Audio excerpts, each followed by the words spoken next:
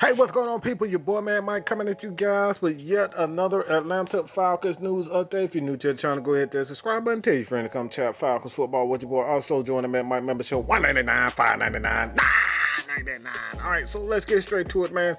This is your Atlanta Falcons news update, man. Injuries. Marlon Davidson will not practice. A lot of guys who haven't practiced today, but Marlon Davidson is out with a knee injury, a knee sprain. Dan Quinn says it's not anything to worry about. They're going to bring him along slowly. The season is right around the corner, so he's a rookie. They're going to bring him along slowly. And let's just be honest, man. Dan Quinn doesn't like to bring rookies into the mix without them guys actually being ready. We're talking about absolutely ready. We're talking about guys that are exceptional.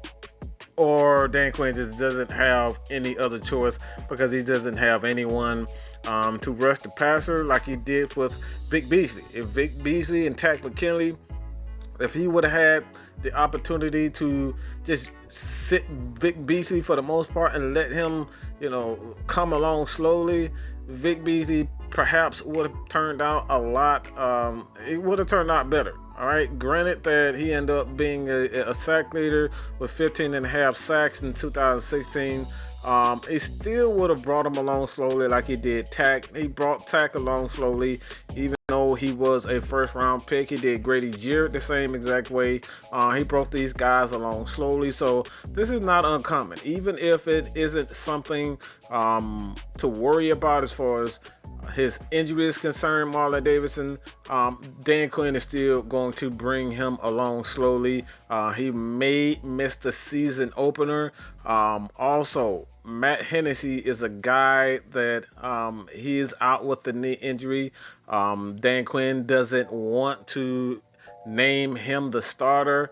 At left guard, he's going to, again, I think Dan Quinn is just going to be cautious with a lot of these guys. Matt Hennessy, in my opinion, will indeed be the left guard if he can, if his knee isn't as bad as a lot of people may think.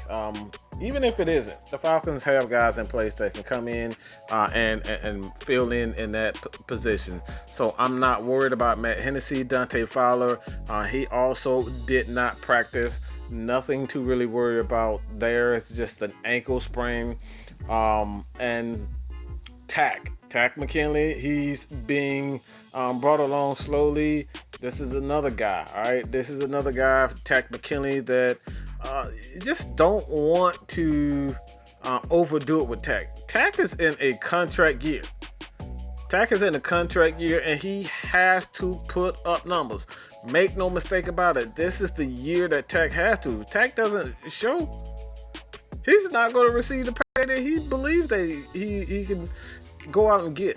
Tack believes he's an elite pass rusher. But the issue with Tack has always been injury. So being that he has stepped out, he's had surgery on his shoulder. He lost weight. I think Tack is about 248, 250 pounds. So he's a lot leaner. Tack just has to worry about, these are the two things that I'm most concerned about Tack. Obviously, it's the injuries.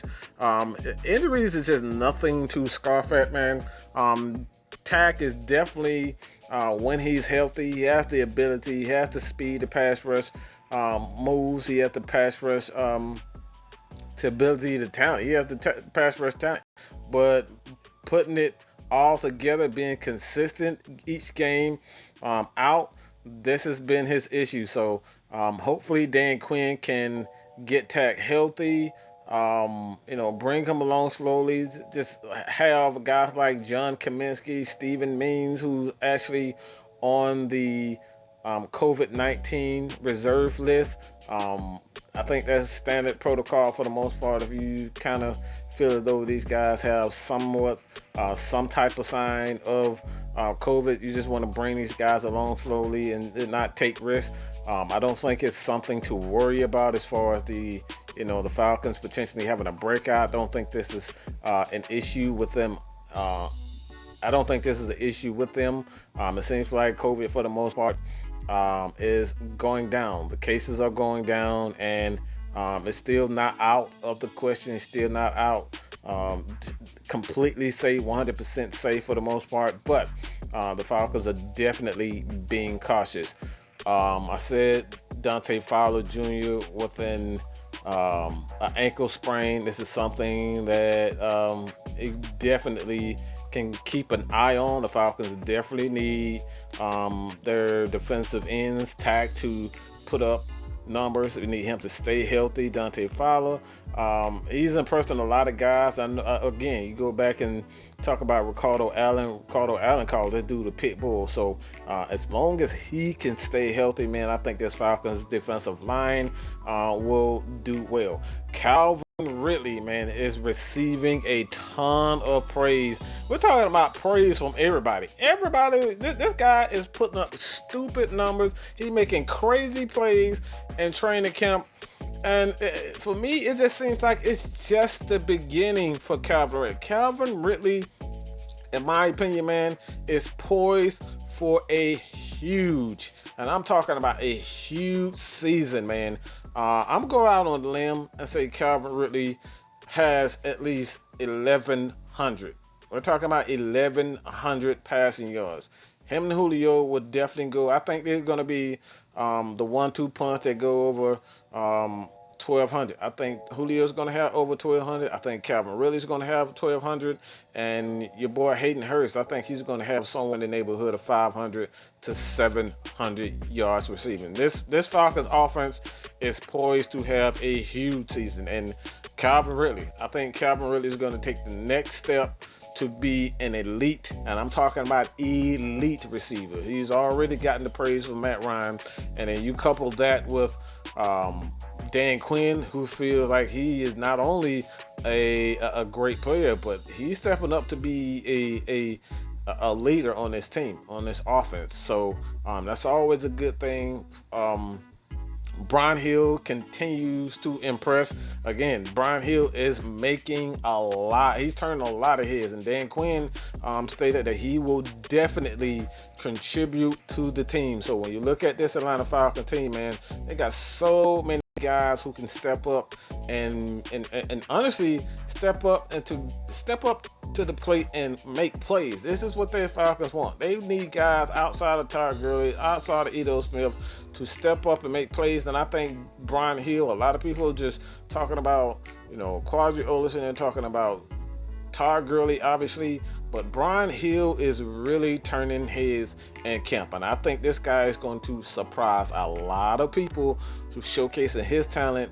And look, man, I expect him to at least rush for 400 yards. That's my prediction for Brian Hill. I think he will at the very least, rush for 400 yards for the Atlanta Falcons, man. This is news out of New Orleans. New Orleans, all right, hear this. New Orleans really, I don't know what they're doing. I don't really care, to be honest, but this is some great news.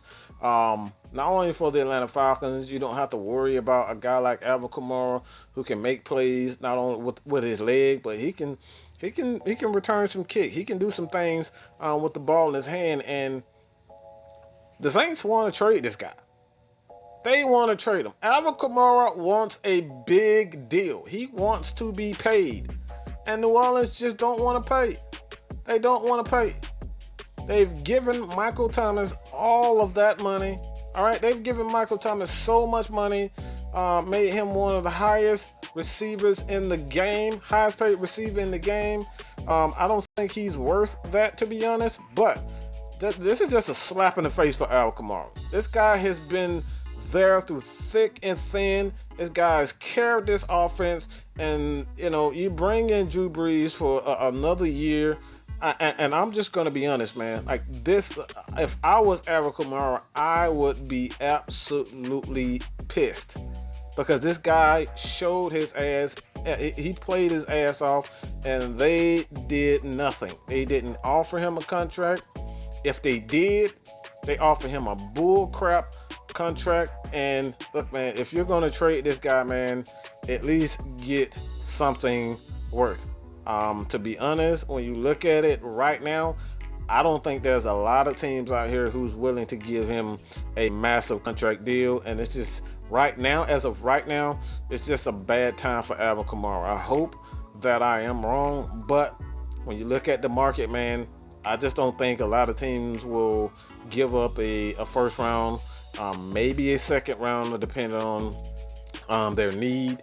And if you have a young quarterback that you're trying to, help him get another weapon on the offensive side of the ball, then you make that trade. For Alvin. Ooh, excuse me. Damn, how that happened? All right, this is random. All right, but then you make that trade for Alvin Kamara. But look, man, I'm going to say this, and I'm going to say this again, man. Alvin Kamara is a big time player, and what the Saints are doing them is just a slap in the face. All right, I'm just going to be real. They don't pay running backs. I get it. But Alvin Kamara put in big time, and he did work for him. All right, he did work for him, but to not even offer him a reasonable contract, it's just a slap in the face. Also, the last one, this is some big news for Detroit fans. Taylor Decker signed a 6-year, $85 million contract extension for $35 million guaranteed. Now they have their franchise tackle that they can lean on. I think they are poised to make some noise. I think they're really going to make some noise, and I think a lot of people need to focus on Detroit. Don't know exactly. I don't know too much about their defense outside of having Trufant and whatnot. I think they do. They traded away on the cornerback. I don't know. I think Detroit is an interesting team, and if everything goes right, they stay healthy. If Matt Stafford continues to stay healthy, or he stays healthy for the most part, these guys can make some noise. But the Minnesota, Green Bay, and Detroit, that's going to be an interesting division. But let me know what you guys think about this, man. Continue to support your boy here at Mad Mike Sports, man. Do not forget to hit the subscribe button. Join the Mad Mike membership. $199, $599, $999. All right, peace.